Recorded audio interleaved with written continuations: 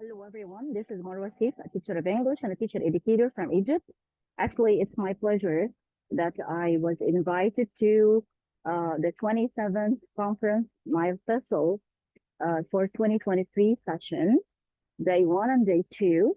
And I joined day one. Actually, that was yesterday.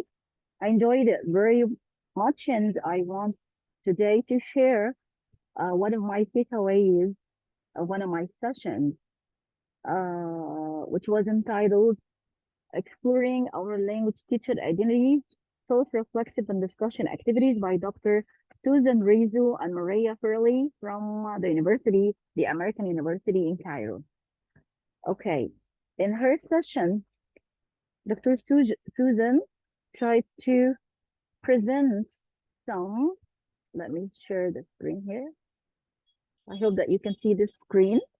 I have taken lots of screenshots from the session, from her presentation.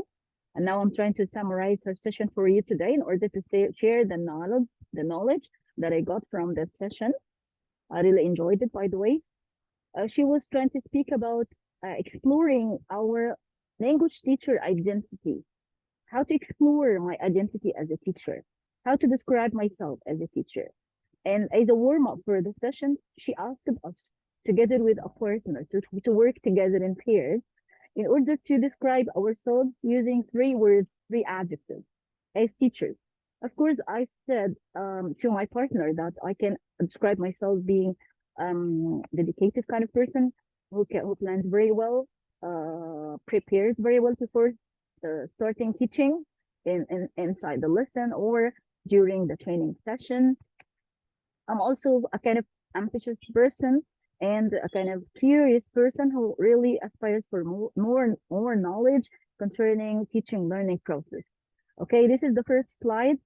The LTI, she means the language teacher identity, lots of adjectives that she describes. The teacher can be emotional, can be passionate about his career, can be knowledgeable, can be ambitious, dedicated, successful, okay, curious, lots of adjectives here.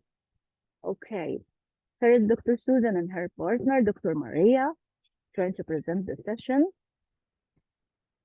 Okay, she started the session telling us about the importance of exploring our language teacher identity and why are these activities that she is going to present are important.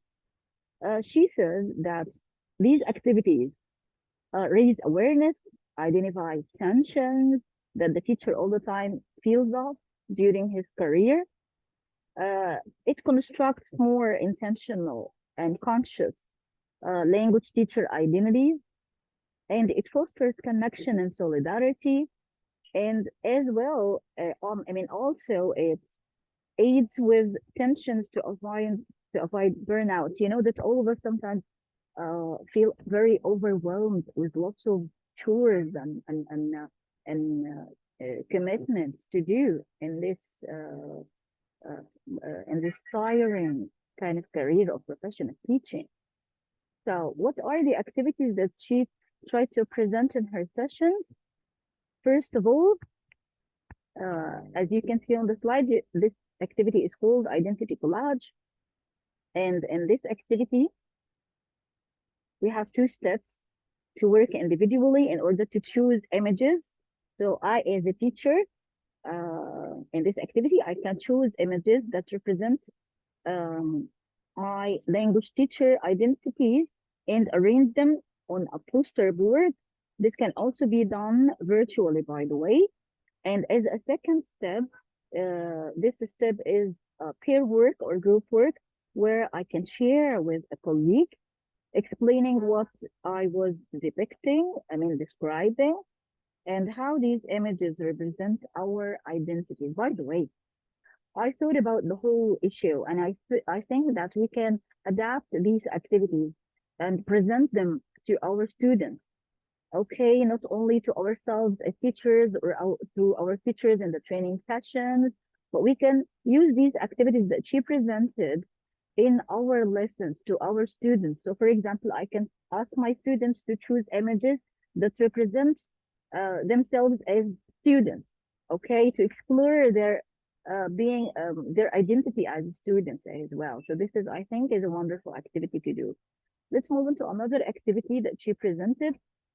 This activity, which is entitled Emotion Journal. I love it, by the way. Let me tell you more about it. I have a screenshot, as you can see. Let me tell you more about it. Okay, this activity, we can do it on two parts, two stages here. The first stage is the individual work, where we can do it over 1 week. We can ask our teachers, or we can do it ourselves, or ask our learners to notice their emotions and their work as a teacher. Or if we are to use it with students, we can ask them to explore their emotions and their experience as students, of course. So they will write about each emotion as soon as possible after they experience it. They describe the emotion and how intense it was, and how they experience it in their body. So what may have triggered it, what it might be telling us or them, the thoughts about it. Okay, it's a wonderful actually activity. I love it. I'm really I intend to do it, inshallah. At the end of the week, we will reread the journal and reflect on it, and reflect on what we have learned about ourselves and our emotions. The second step is the peer work or the group work, where we share with a partner, or students share with partners, okay, and discuss how awareness of emotions can help us respond in more purposeful ways. So this activity, we can uh, we can actually use it to identify ourselves as teachers and explore our identities as teachers, and we can experience it, practices with our uh, colleagues in the training sessions, okay, as educators, and we can also present it to students inside classroom. Okay, one more activity is called critical incidents analysis. So let's explore it at large. All right. Again, she tells us that critical incidents are moments or experiences that stand out to us in our memory as teachers. So this activity can be done like this. Two steps for doing this activity. The first step is individual work, where we can describe and analyze a critical incident in writing. So we describe what happened to us as teachers, how did we feel about it, why and how did we respond, what happened afterwards, and how did that moment affect us. Again, I'll tell you that we can adapt this activity to use it inside the classroom with our students. Okay, yeah. The second step in this activity is peer and group work, where we as teachers share our critical incidents and discuss further insights and how this exploration can inform us going forward. This is to develop ourselves as teachers, to explore our identities, and reflect on it, reflect on our experience and emotions, and develop. And we can adapt it to use inside the classroom, where students can reflect on themselves as students, how they feel, how they felt, what they experienced, and they can develop the reflect and act. Reflection and action. Those are two important aspects that she presented. Okay, let me tell you about one more activity that she presented, entitled Successes. In this activity, we reflect on a recent success as a teacher and discuss with a partner. Okay, again, we can use it with our students. Students can tell themselves that they can reflect on a recent success as a student, and they tell one another, they discuss with a partner uh, this kind of success that they have encountered, or they have. So the steps of the activity are: describe the success and how it made you feel. Number two, what does this success tell you about who you are as a teacher? Of course, if I'm using it to students, so the second step would be, what does this success tell you about who you are as a student? Okay, so this is how it goes. The third question to explore in this activity is, how can successes shape our identities as teachers, or how can successes shape our identities as students if I'm using this activity with students? Okay, yeah. One more activity. Yeah, I guess these are the activities that she has explained and she has presented in the session. So we have discussed an activity called successes, and another activity called critical incidents analysis. One more activity which is called emotional journal, and the activity entitled identity collage. Okay, did you like them? Are you curious or do you feel that you're eager to experience them with your uh, selves, with your teachers in the training sessions, or even with your students in class? Okay, a final thought. This screenshot that I took from the conference in this session, the final thoughts where she tried to recap the session.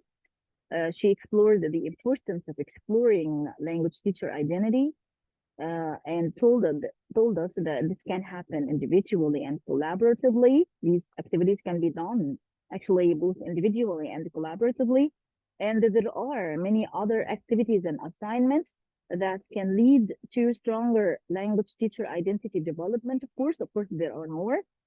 And we can even form a group of interested teachers and share these activities with them, as I'm doing now, sharing the knowledge that we had and acquired.